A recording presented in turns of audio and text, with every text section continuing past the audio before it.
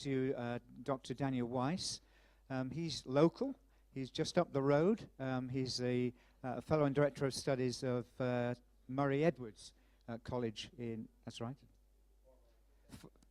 Formerly. Oh, well, I'll let you explain that later.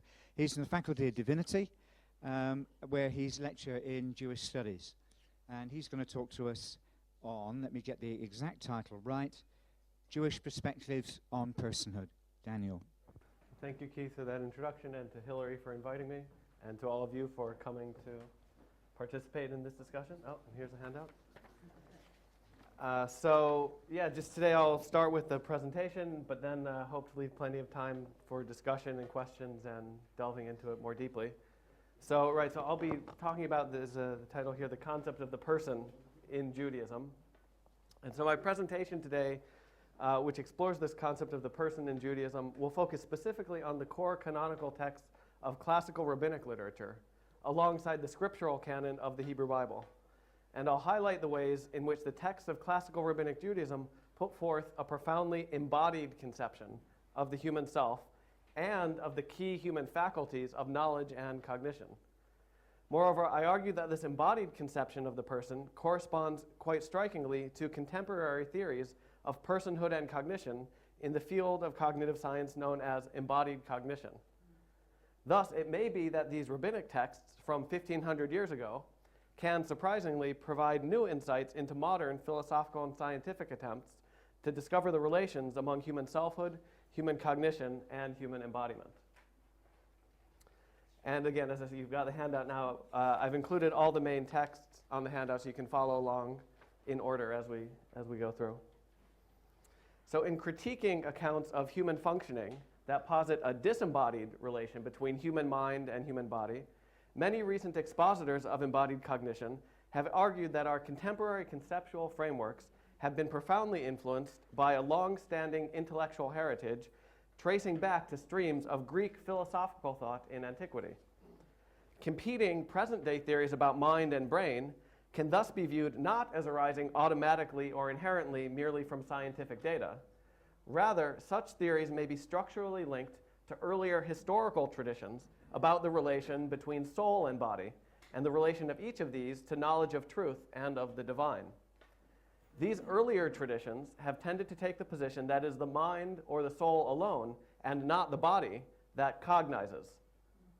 A more recent and more materialist permutation holds that it is the brain alone, and not the rest of the body, that cognizes. In both versions, however, the body as a whole, as distinct from the mind, soul, or brain, is specifically not where cognition is to be located. Thus, while recent scientific studies have highlighted the seemingly significant role that the body plays in shaping modes of thought and judgment, the prominent historical trend in Western thought of disembodied mind has made it more difficult to successfully formulate new theoretical accounts of embodied cognition, which can more properly take account of the observed scientific data. In other words, we cannot easily step outside of our long-standing inherited linguistic and conceptual frameworks. In light of these challenges, some writers, such as Varela, Thompson, and Roche, in their seminal 1991 work, The Embodied Mind, have suggested that a fruitful alternative approach might be found by drawing upon conceptual frameworks lying outside the Western tradition of thought. To this end, they engage with Buddhist tradition, which, they argue, provides robust tools for thinking about self and cognition in a non-dualistic and embodied framework. Taking inspiration from their endeavors, I seek in this presentation to explore the potential resources for embodied cognition that might be drawn from engagement with the texts of classical rabbinic Judaism.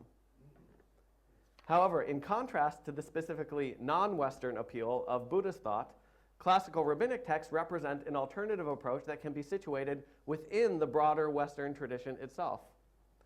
The rabbinic texts specifically engage with competing accounts of body-soul relation within the context of late antiquity, and can be seen as putting forth a philosophical or theological configuration of embodiment that can function as an interlocutor to Aristotelian, Platonic, and Stoic accounts of the self. At the same time, the rabbinic texts simultaneously relate themselves to the formulations and content of the Hebrew Bible, another core cultural text of the Western intellectual tradition. While scholars have often pointed to the Hebrew Bible as itself conveying a more embodied conception of the human self, the Bible's largely non-theoretical approach to the topic means that its direct relevance for contemporary scientific and philosophical debates has been somewhat limited. By contrast, classical rabbinic texts continue the basic embodied conceptuality of the biblical texts while doing so in a more self-conscious and theoretically reflective manner.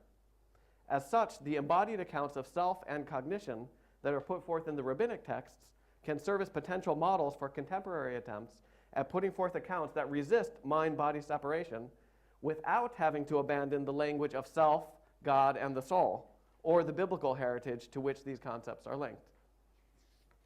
That is to say, whereas talk of a soul that survives bodily death has often been associated with a dualistic conception that seems incompatible with modern scientific modes of investigation, the rabbinic formulation of body-soul relations breaks with such associations by remaining in a non-dualistic framework, thus creating greater possibilities for simultaneously engaging with scientific and with biblical religious thought in a non-competitive and non-reductive manner.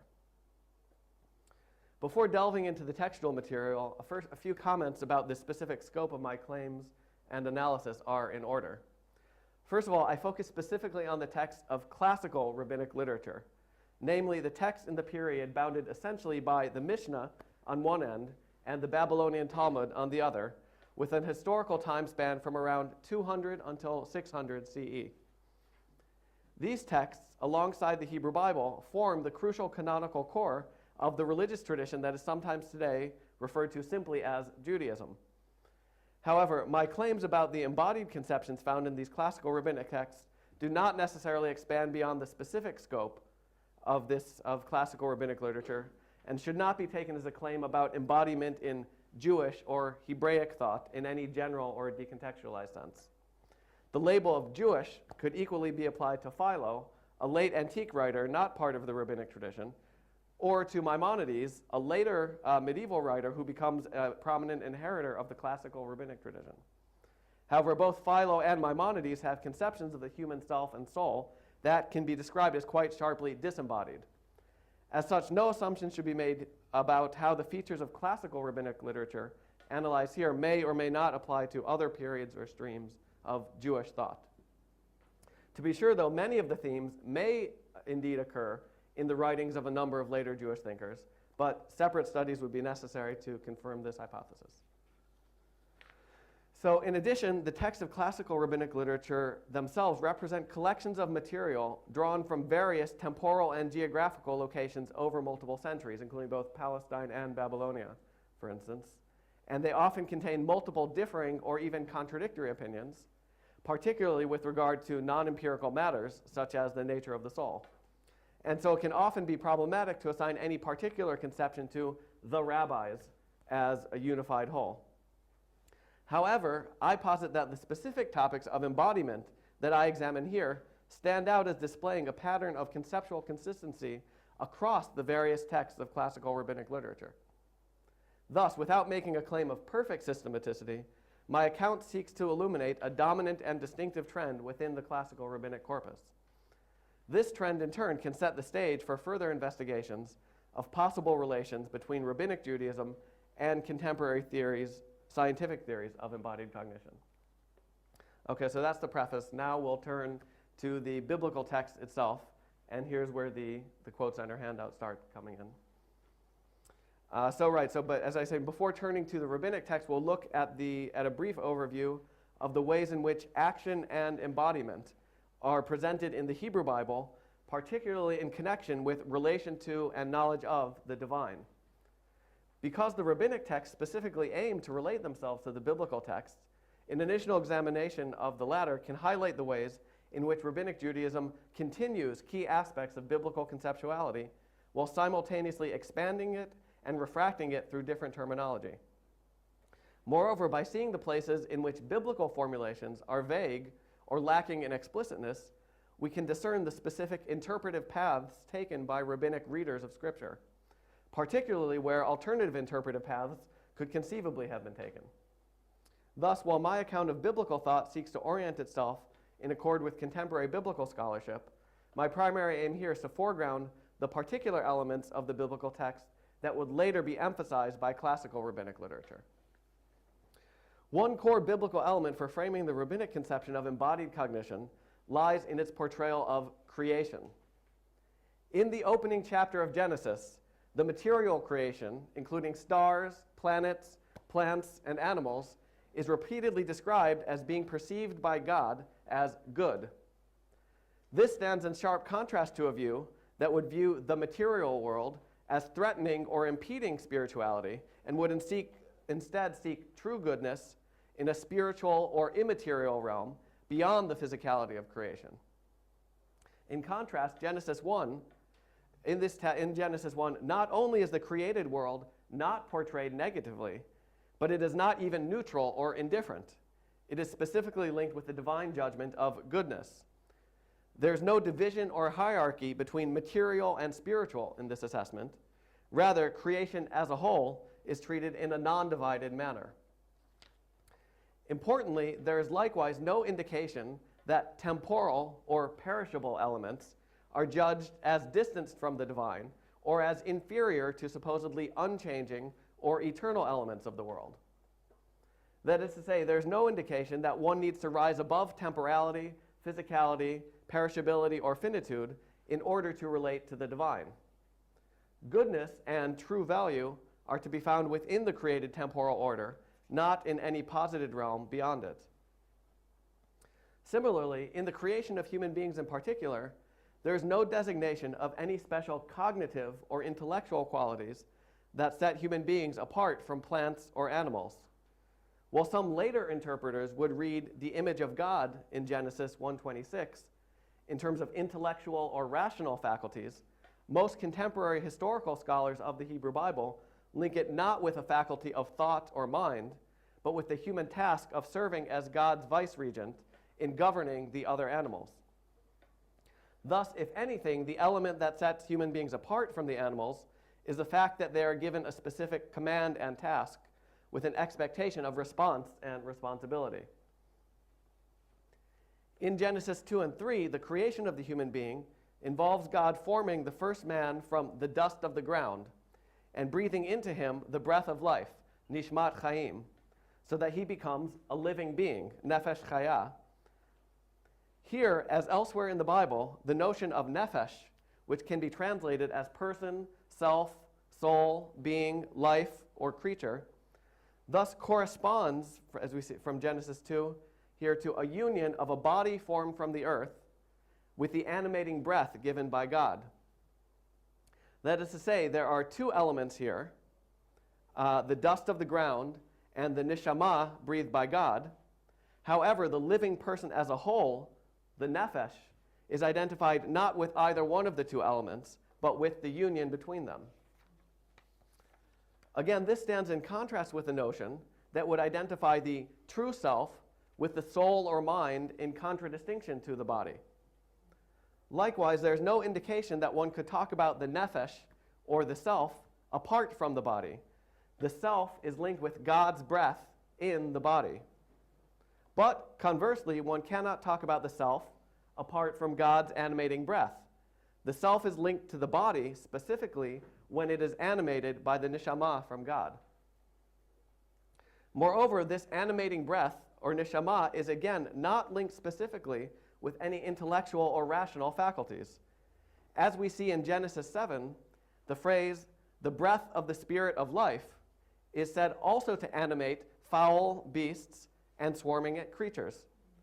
That is to say, it is characteristic of every living animal, and the life of every animal is also held to be a nefesh, a dynamic union of earthly dust with God's animating breath. Thus, there is no indication that nefesh or neshama are linked to any distinctive human intellectual capacities. Rather, they are linked to the living animation that is common to all animals. Now, it is the case that in the Hebrew Bible, human beings do differ from animals. However, the difference is not framed in terms of the human possession of intellectual or theoretical rational faculties. Rather, what predominantly distinguishes human beings is their ability to judge right from wrong, and hence their status in which they can be held to account for failure to keep God's commandments. Thus, it is specifically the tree of the knowledge of good and evil that Adam and Eve partake of, and not the tree of knowledge of mathematical axioms and eternal propositions of reason.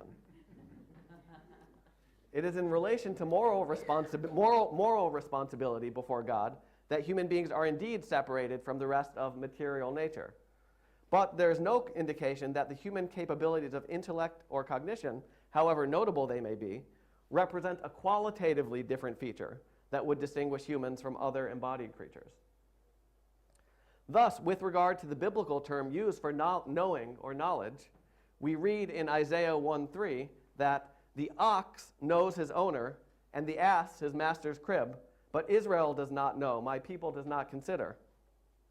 Here, the same term, yada, is used for the ox's act of knowing and for the human being's act of knowing or failure to know.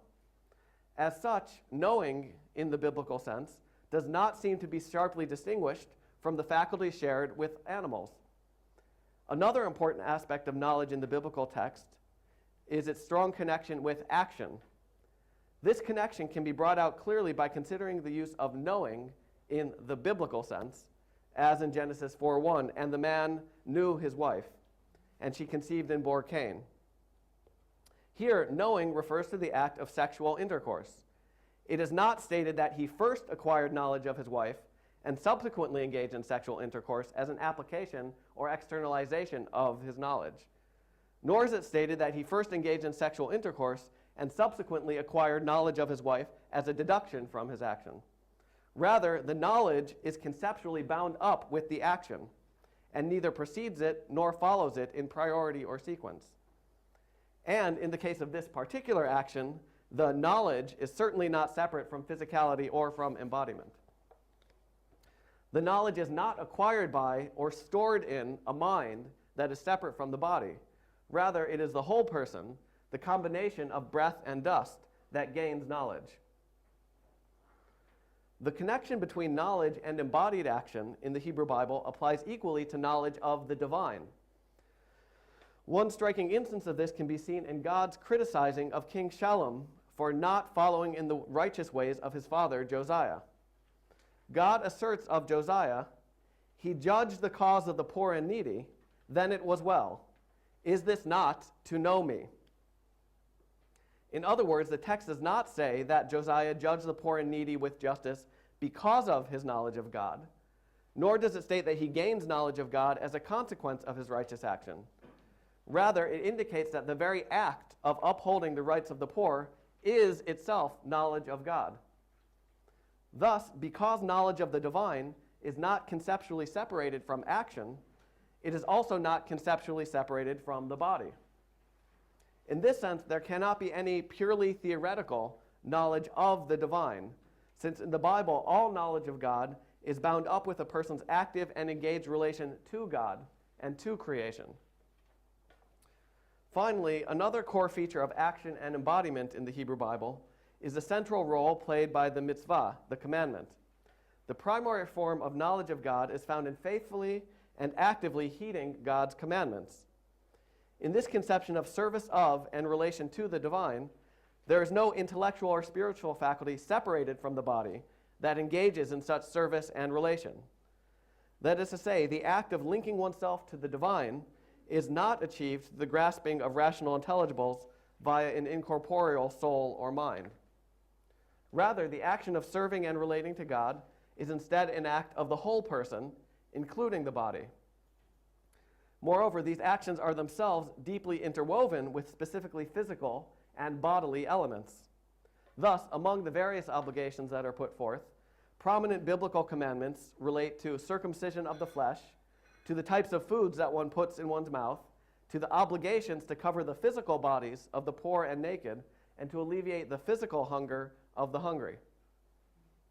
While some forms of service of God, such as prayer, may be more private and inward, there's no indication that they are centered around any separate non-corporeal faculty. Thus, the various commandments cannot be classified into categories of bodily and not spiritual, and spiritual and not bodily. Rather, all of the biblical commandments cut across such an imposed conceptual divide.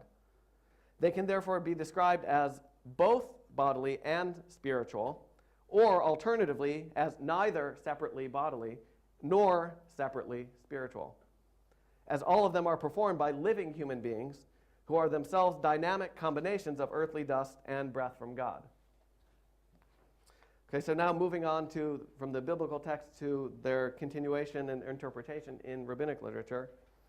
So while the Hebrew Bible appears to portray human action and knowledge in a manner that is bound up and not separate from embodiment, there are limitations in the resources that the biblical text can provide in modern attempts to construct theories of embodied cognition. That is, although the Hebrew Bible certainly does not assert a separate self or mind that is removed from physicality, it also does not explicitly deny the possibility of a separate self or mind. That is to say, the Hebrew Bible does not explicitly theorize the relation of knowledge, action, and embodiment, and instead presents its actions it presents its ideas implicitly, primarily in the context of narrative, law, prophetic exhortation, and poetry, as opposed to abstract propositional formulations. While the inherent vagueness and evocativeness of the biblical forms of expression can have multiple communicative benefits, an additional and potentially less desirable consequence is that the biblical texts, despite their seemingly holistic conceptions, also can be and have been interpreted along more dualistic lines that move away from embodied understandings of the human self. It is in this regard that classical rabbinic texts can be particularly helpful, since they preserve many of the basic biblical orientations while doing so in a more explicit and self-conscious manner. Thus, they can provide greater theoretical resources for how to conceive of embodied cognition in a biblical vein, and can illuminate the conceptual resources that are implicit in the Hebrew Bible itself. In particular, the rabbinic texts develop ways of employing the linguistic pairing of body and soul, while simultaneously avoiding the conceptual dualism that has frequently been associated with these two terms in other historical streams of thought. Indeed, we might view the rabbinic text as deliberately taking the language of body-soul dualism that was prevalent in late antiquity and refashioning that same language in order to remove its dualistic conceptuality.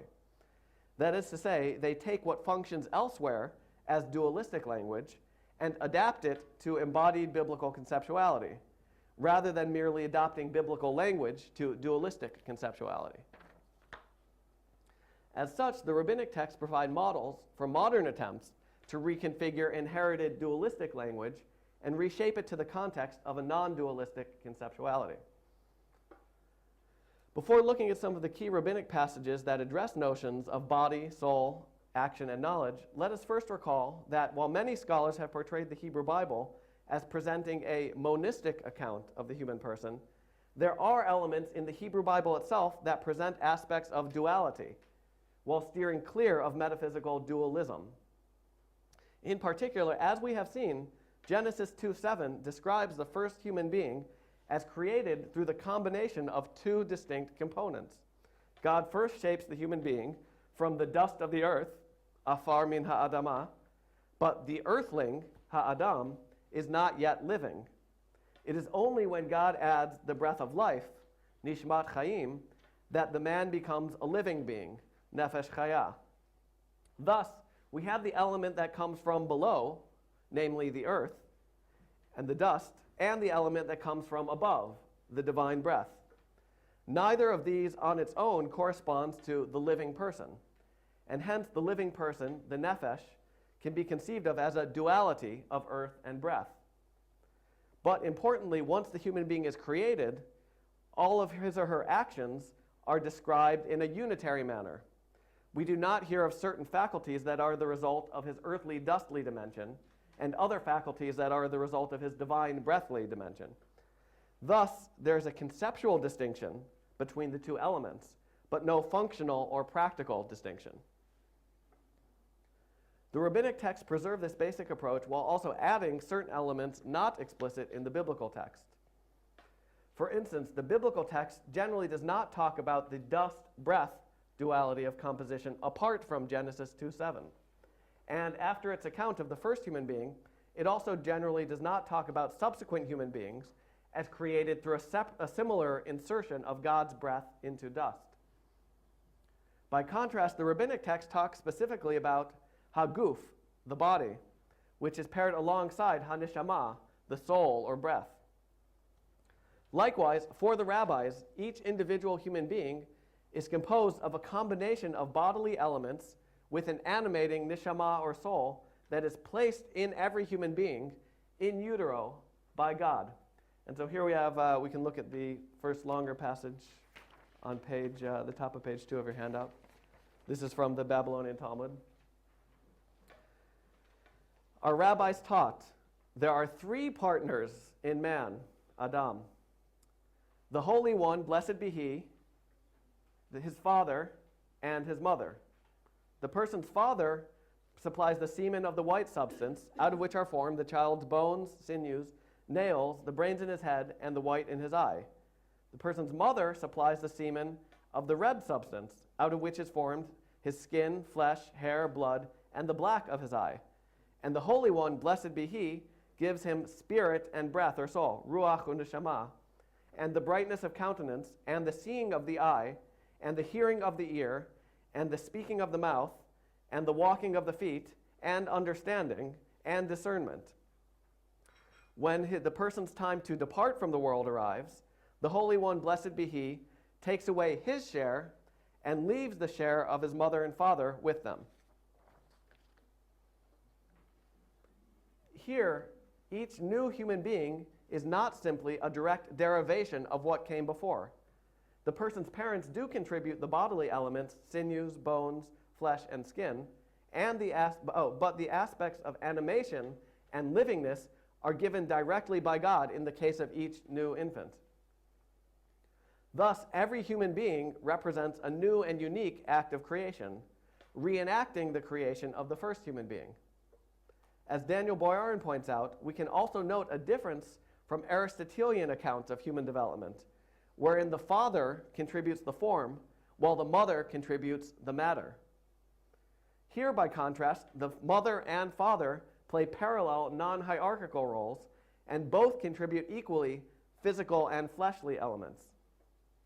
At the same time, there is an additional element that comes from a realm beyond the human, namely from God, who transcends the created physical world. There's thus a transcendent element in the functioning of the living human being, a remainder that cannot be reduced to identifiable physical or natural causes. At the same time, there is no indication that the soul has any distinctive functions that could be separated from physical embodiment. There's no metaphysical opposition between body and soul, but rather an active functional unity. The soul's function is to provide animation and dynamic movement to what would otherwise be static and lifeless bodily components. As Alon Goshen Gottstein puts it, in the rabbinic conception, the soul is like a battery that operates an electronic gadget. It may be different from and originally external to the gadget, but the difference is not one of essence. Thus, the soul provides dynamic functions that are linked to bodily parts. The static elements of the eye are provided by the parents, but the eye's active seeing comes from God's giving of the soul, by completing the circuit, as it were. Moreover, the dynamic functions are not separate from the bodily organs. God, by giving the soul, provides the seeing of the eye, the speaking of the mouth, the hearing of the ear, and the walking of the feet. It is not that the soul sees through the eyes, or that the soul speaks through the mouth, wherein the body would simply be a tool of the soul. As Jonathan Schofer argues, the soul in rabbinic literature need not be understood as a superior controlling center.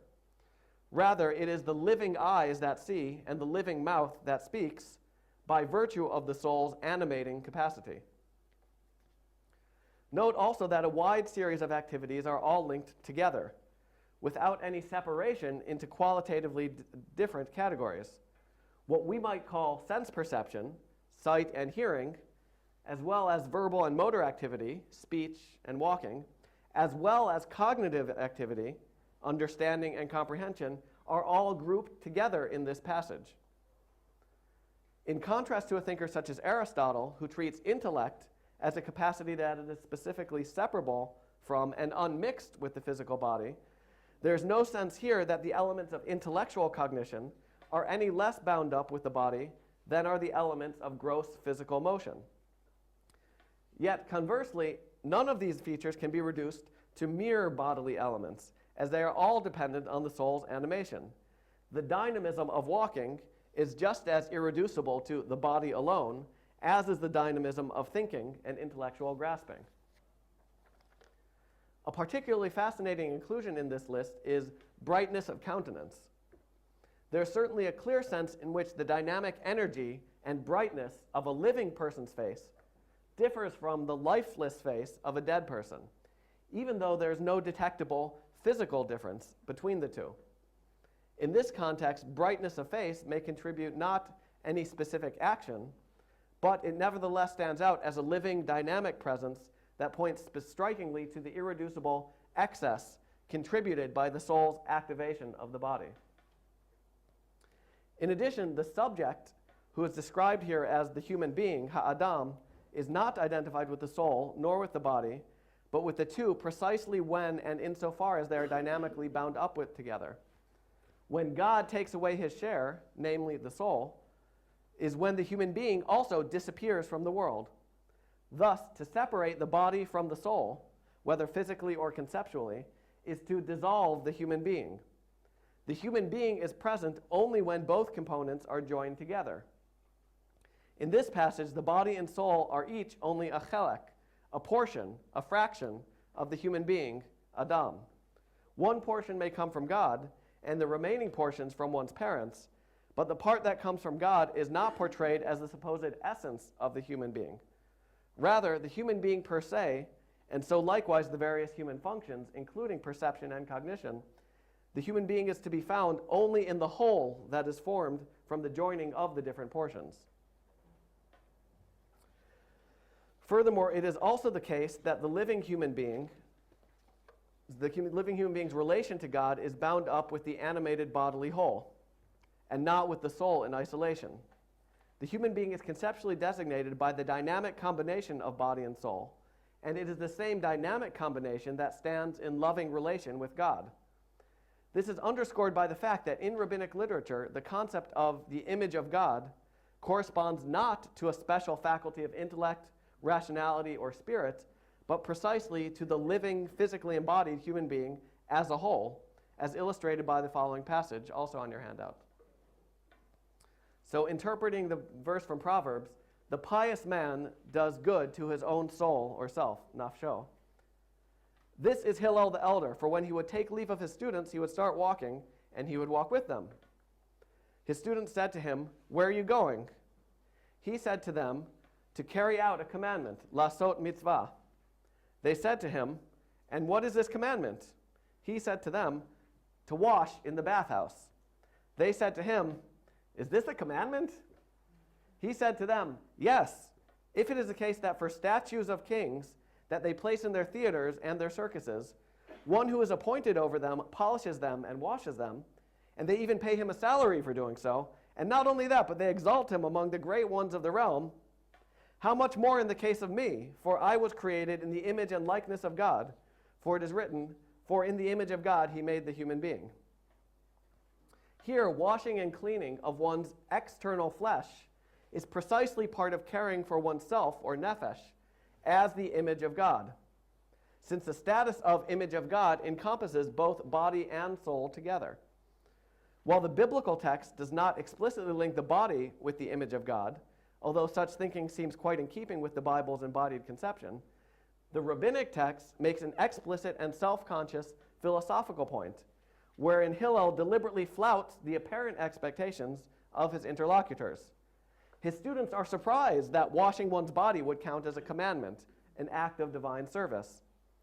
They may be thinking that service of God and the enactment of commandments that relates one to God may be more typically exemplified, for instance, by the act of prayer, which could seem less directly linked to the physical body, and might be seen by some primarily as an act of the intellect or of isolated soul. In contrast, Hillel maintains that I relate to God precisely through the skin of my flesh. In making this point, he does not deny that such acts as prayer also constitute relation to God. Indeed, given his students' assumptions, he must previously have emphasized such acts in his teaching, but he is concerned to emphasize that relation to God is always an act of the body and soul together. And he does so by highlighting an action that cannot in any way be taken as an act of the soul alone. Moreover, by specifically highlighting the living body as the image of God, the text may be seeking to combat other understandings of the image of God that were prevalent in late antiquity. For instance, Philo identifies the image of God with the notion of incorporeal mind and rational intellect. And he specifically contrasts this to physical and embodied aspects of the human being. Thus, for both Philo and the rabbis, a person's relation to divine truth takes place via the image of God. However, for Philo, such a relation is enacted via an intellect that is separate from the body, whereas for the rabbis, the relation is found specifically via the physically embodied self. Thus, far from entailing a dualistic conception of mind, the rabbinic duality of body and soul functions specifically to reinforce the embodied nature of knowing, acting, and relating. Indeed, one can even argue that the rabbinic duality places a greater emphasis on living embodiment than would a claim that knowledge arises purely from the body. An emphasis on the body alone would simply be a static flip side of the soul alone, whereas the rabbinic duality preserves an active conceptual tension that keeps knowledge bound up with the dynamic and temporal nature of physical life.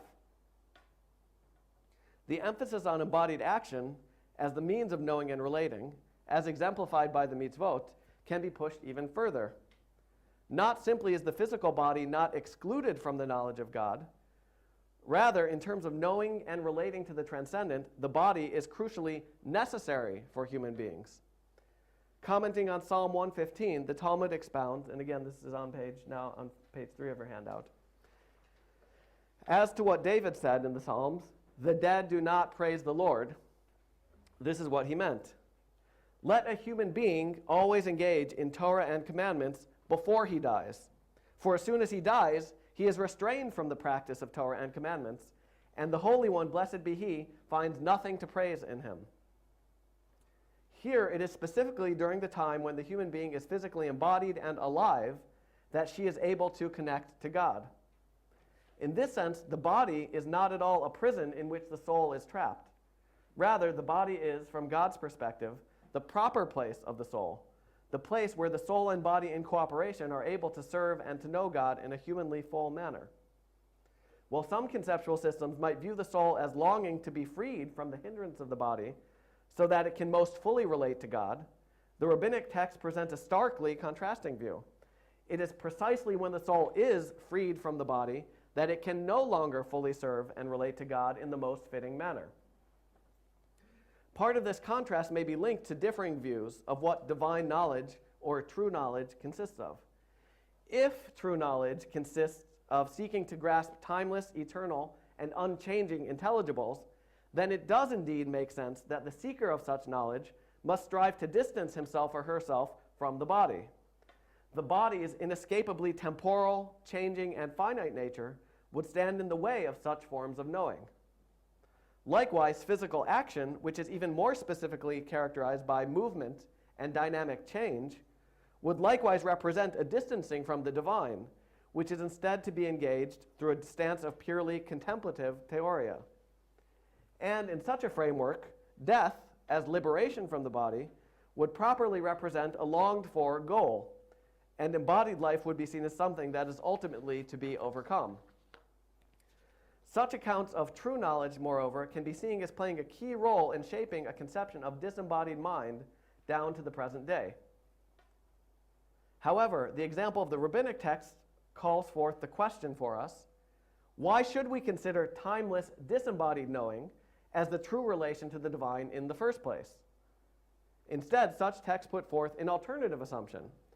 The true relation to and knowledge of the divine is to be found precisely through embodied action, in the form of mitzvot, commandments. Conversely, an attempt to liberate knowledge from relation to the body would, in the rabbinic portrayal, result not in true knowledge, but rather in a flattened and partial form of knowing. Moreover, since mitzvot involve dynamic relation to God, to other human beings, and to physical elements in the world, from food and sexuality to the bodies of the poor and the sick, to the mundane elements of pots and pans, then it is precisely in such embodied relations that knowledge of God is preeminently to be found. Indeed, one could even say that the body is not merely included in the means of knowing the divine, but that it is also included in the sight of divine knowledge. Through such actions, one comes to know God in the body. And the knowledge of the divine that is gained is likewise situated and located in the body as well as the soul. The emphasis on both elements remains crucial, for while the body remains crucial for knowing, it is specifically the living embodied person that can come to know God. Neither the dead body, emptied of the soul, nor the disembodied soul, freed from the body, can properly praise the Lord in a truly human sense. Hence, in the classical rabbinic framework, knowledge and cognition remain closely tied both to embodiment and to divine enactment. And now a final element of the rabbinic conception of knowledge, self, and embodiment is to be found through a consideration of its eschatological vision. If God is to be praised specifically by the embodied human being, it could appear as though death would be the tragic but unavoidable end of the story. However, a central and dominant element of classical rabbinic Judaism is its conviction of and insistence upon a resurrection of the dead in the messianic future, wherein the soul will be restored to the body to be judged by God and thus to enter the world to come in a re-embodied form. In this framework, one's current bodily life is not the ultimate state of affairs, since otherwise the self would be lost upon the death of the body in the present era. However, the disembodied state of the soul after death is also not the ultimate state of affairs. Instead, the ideal state of affairs is a restoration of embodiment, thus upholding the notion that the body is indeed the proper place of the soul, and conceptually enabling embodied action to maintain its status as the proper means of knowing and relating to God. If eschatological accounts convey a culture's conceptions of what is really real, then the classical rabbinic account resists the apparent finality of death and of the separation of body and soul, and upholds embodied life as the true mode of human existence before God. Rather than death representing a liberating overcoming of embodiment, the rabbinic texts portray eschatological re-embodiment and revivification as a liberating overcoming of death. Moreover, the rabbinic texts display a keen awareness of competing approaches to the body and soul and seek explicitly to counter them and to highlight their problematic nature. Such alternative frameworks, moreover, present not merely conceptual or theoretical risks, but even more significantly, practical or moral ones. Consider the following Talmudic staging of a dialogue between Rabbi Judah Hanasi, the compiler of the Mishnah, and Antoninus, a stock figure of a philosophically minded Roman emperor, whom some scholars, somewhat speculatively, have hypothesized may be a representation of Marcus Aurelius. And this is the last passage on your handout. Antoninus said to Rabbi, "The body and the soul can both free themselves from judgment. Thus the body can plead, 'The soul has sinned,' the proof being that from the day it left me, I lie like a dumb stone in the grave, powerless to do anything. While the soul can say, 'The body has sinned,' the proof being that from the day I departed from it, I fly about in the air like a bird and commit no sin." He, Rabbi Judah Hanasi, replied, "I will tell you a parable. To what may this be compared? To a human king who owned a beautiful orchard that contained splendid figs. Now he appointed 2 watchmen therein, one lame and the other blind. One day the lame man said to the blind, 'I see beautiful figs in the orchard. Come and take me upon your shoulders that we may procure and eat them.' So the lame bestrode the blind, procured and ate them. Sometime after, the owner of the orchard came and inquired of them, 'Where are those beautiful figs?' The lame man replied, 'Have I then feet to walk with?' The blind man replied, 'Have I then eyes to see with?' What did he do? He placed the lame upon the blind and judged them together. So will the Holy One, blessed be he, bring the soul and replace it in the body and judge them as one. As it is written, he shall call to the heavens from above and to the earth that he may judge his people, And here his people, the Hebrew is amo, but the Talmud is reading it rather as emo, with him. So he shall judge the heaven with him, with the earth. So he shall call to the heavens from above. This refers to the soul. And to the earth that he may judge with him. This refers to the body. Here, Antoninus puts forth two potential configurations, each of which notably treats body and soul as functionally separated from one another. The emperor's two positive arguments here can, moreover, be viewed as representing, in the first instance, a form of spiritualism, in which it is really the soul, as in a disembodied intellect, and not the body, that is the true agent and represents the true self. In the second instance, we can see a form of materialism or physicalism, in which it is the body that is identified with human action, will, and agency, relegating the soul to a mere inessential epiphenomenon. Moreover, because each of the two arguments are presented as equally convincing, with no real way of legitimating one of them over the other, the result is that both of them function as two sides of the same coin, with the shared consequence of undermining moral responsibility and accountability. Here, then, a disembodied or dualistic account of the human being is not merely theoretically incorrect, but is profoundly morally detrimental. In contrast, Rabbi Judah Hanassi's parable and response emphasizes the moral and functional unity of body and soul.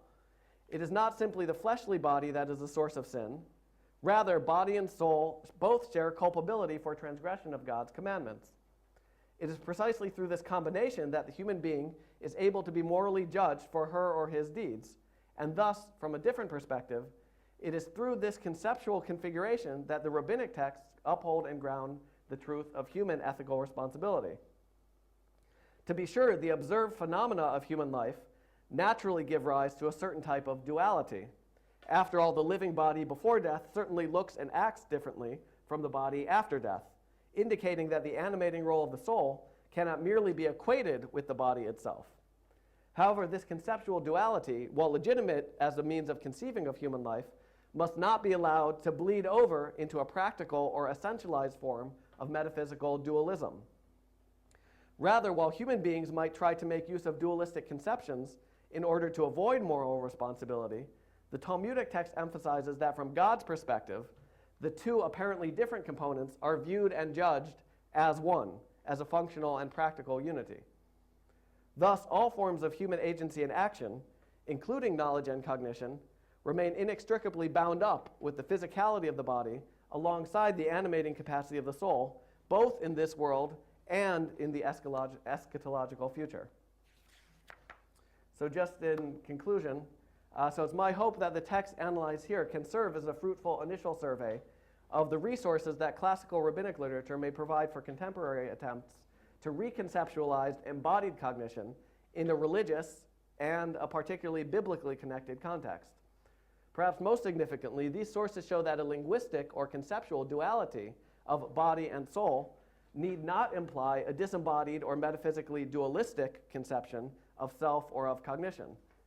Rather, self and cognition are bound up with the body no less, but also no more, than with the soul, precisely through the dynamic union of these elements. Thus, despite their often unsystematic appearance, these rabbinic texts, with their particular configuration of soul, body, and self, can function, perhaps surprisingly, as very useful conceptual interlocutors for philosophical and theological accounts of embodiment and its relation to thought, worship, and religious enactment.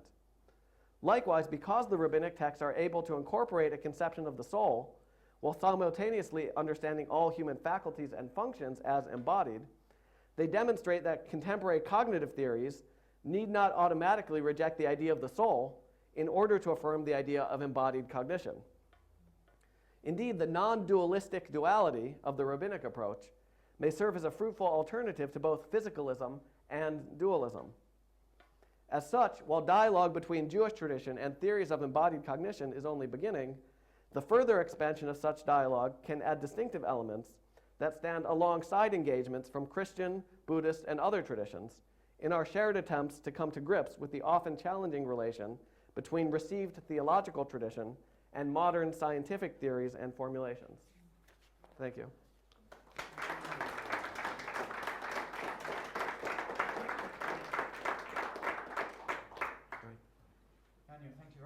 was clear and stimulating.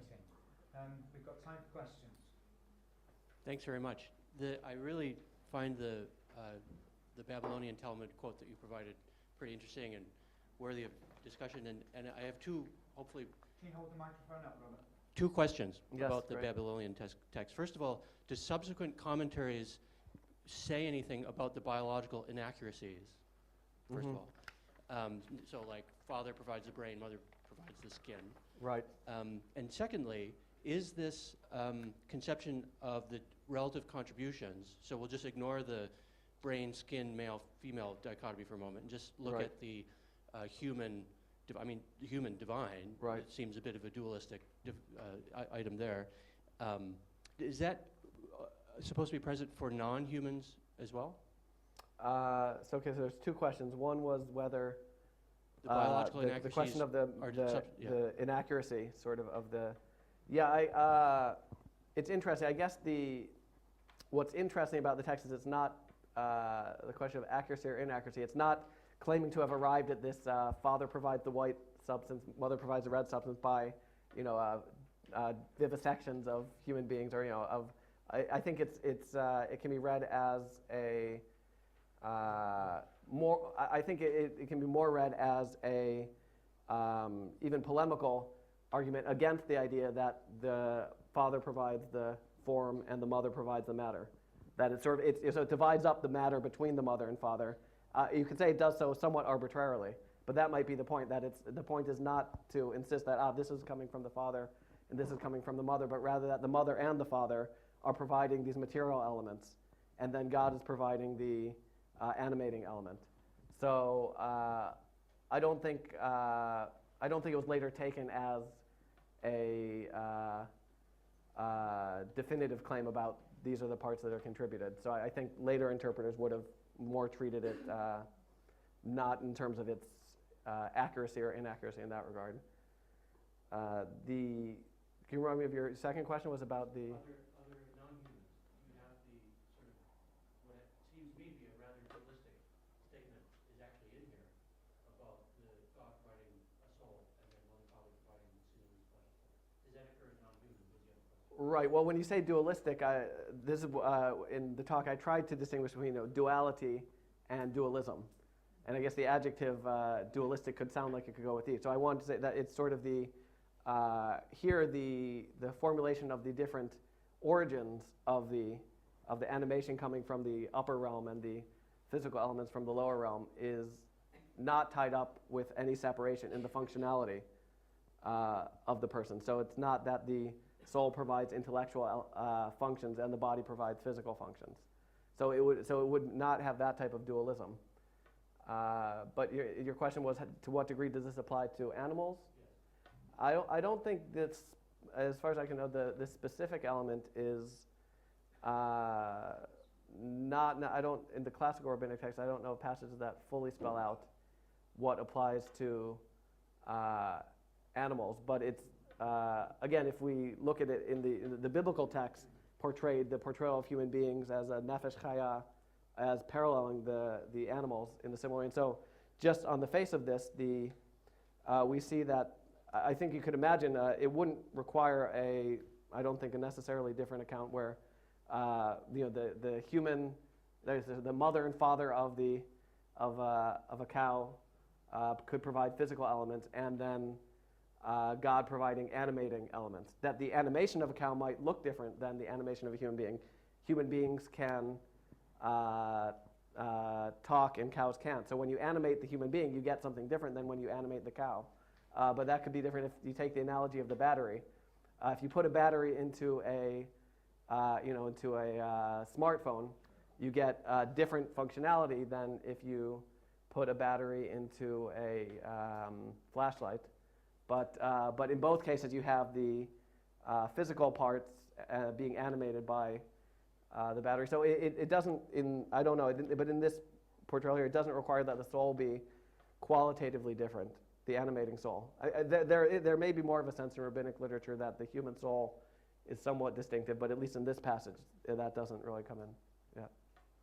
Well, I was just going to help out my colleague Daniel. The rabbinic information about fetal anatomy comes from the fact that that the rabbinic law means that after you have a miscarriage or a misperiod, you have to take that and bring that to the rabbis for them to understand what's going on and how long you maintain the laws of nida, of separation, which this tractate is in great detail thinking about it. And so that they understand what anatomy is, but this text is not a descriptive of an anatomy. It's a description it's a polemic against this notion, the Greek notion of the body being separate from the soul and the soul being. So this is one of the many discussions about this.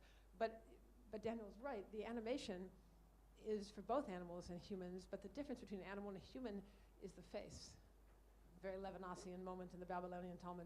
Because when a woman gives birth to a creature that doesn't look like a human, but looks more like a cow or a fox, then it's treated as a cow or a fox, and not as a human. And if it's got a human face but an animal body, then you cut its little claws and you send it off to learn Torah. So the critical moment in this part of the Babylonian Talmud is about the face as being the definitive. Well, they probably did, or they wouldn't have had this little section, or maybe it's figurative, who knows? But they do have this discussion about what's the difference. But it's not the animation. It's just exactly as he said. That's the animating spirit for both humans and animals. Can I turn that back to you? Do you want to? Well, I guess there was a question we can go on. But yeah, thank you. That aspect of the face also linking back to the element of the notion of the image of God as being the embodied person. So that's there is a way in which, right, if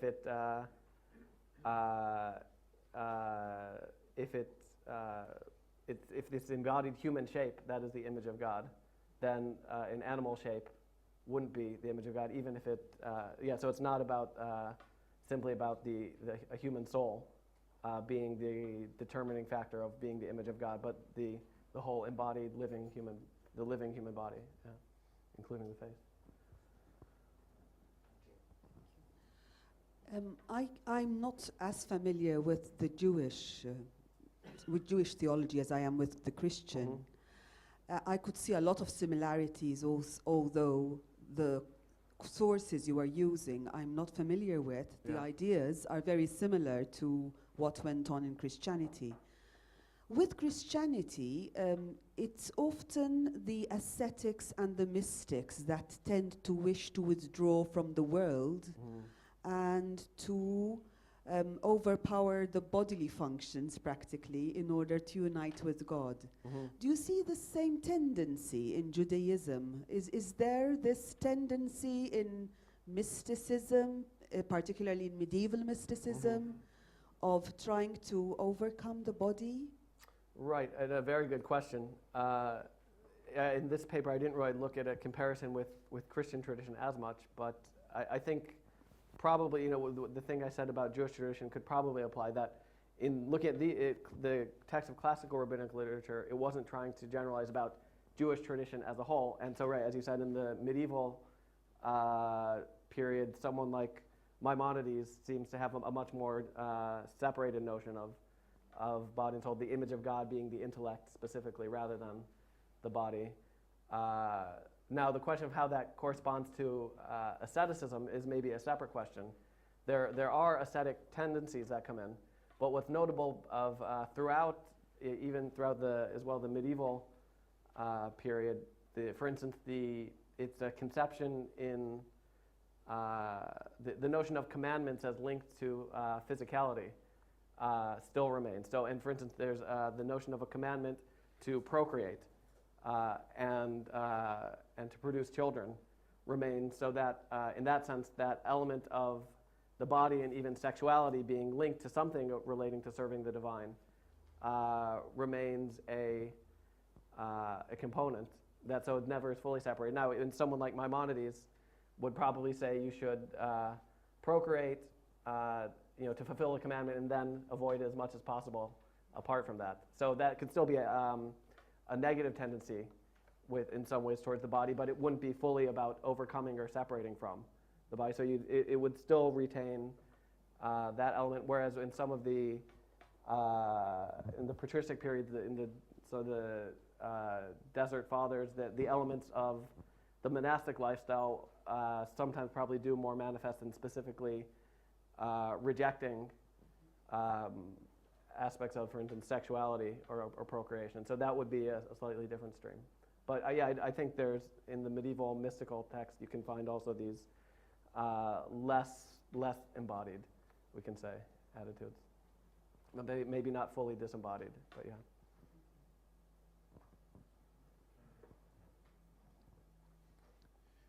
Thanks for that talk. That was very enlightening. So some of the early, especially the Neoplatonists, but also Manichaeans and others who are strongly dualists, take something not only from Plato, but from their reading of the Hebrew Bible as presenting God as without a body. So this idea that human spirits could be running around without any bodies attached to them is related to their concept of what God might be like. And so what would the rabbis say about, for instance, Moses meeting God on the mountainside and that sort of thing?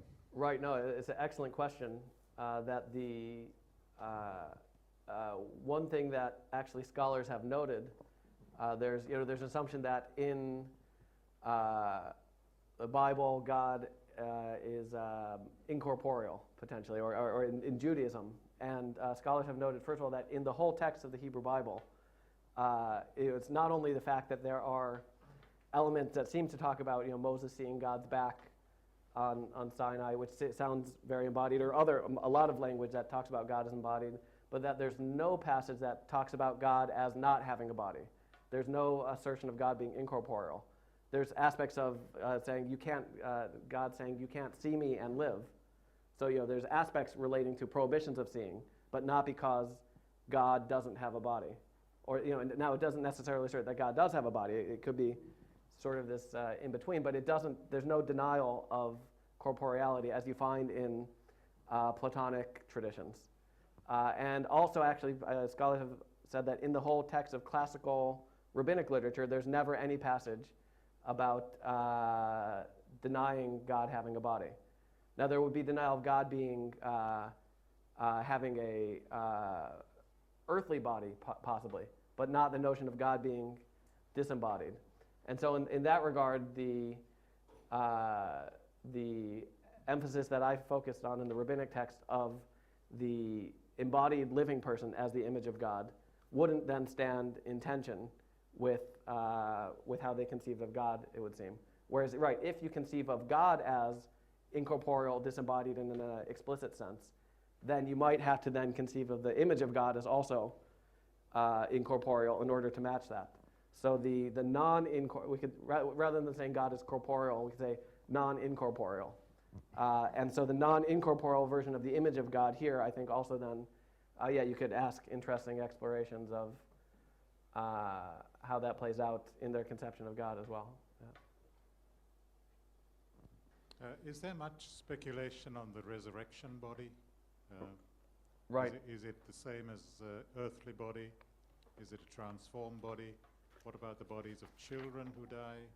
Are they resurrected as adults or as children? Is there much speculation? Yeah, about the children part, I don't know of any reference to that in the classical rabbinic text, but the general question of the resurrection body is crucial, right? Because the idea is it's the resurrection of the body rather than simply the immortality of the soul. But then the question is, when we say resurrection of the body, what does body mean there? So it definitely remains an embodied conception, but does that mean the same type of body as people have now? And there would be some indication. There's not explicit treatment of that, I think, in a lot of cases, but that there could be notions that the resurrected body wouldn't necessarily need food and drink in the same way. So there's the passages all talk about. There's one passage that talks about the resurrected sitting with crowns on their heads, and so the fact that the image of crowns on their head, that sounds like some type of body to have a crown on the head, but right, it's a question of whether all of the functions of that body would be the same as current physical bodies is crucial. I think this goes back to the other question about God is disembodied, that it doesn't talk about God as disembodied, but it also doesn't talk about God as flesh and blood. So the difference between body and flesh and blood, human beings are flesh and blood, but can there be a notion of a body that isn't flesh and blood? That seems to be retained as a possibility. And so that could then apply potentially to various conceptions of a resurrected body. So yeah, that may not be a definitive answer, but somewhat. Time's going. I'm going to take two more questions. One immediately where Ruth is at the moment, and then we'll come forward to Francis, and then I think we'll have to call time at that. Yeah, thank you for that. It was a very illuminating talk. Continuing with your analogy of the battery. Yeah. You know, the battery still exists after disconnecting the cables. Right. So, what's your concept of the ontological status of the soul after its disconnection by, as it's put, the Holy One?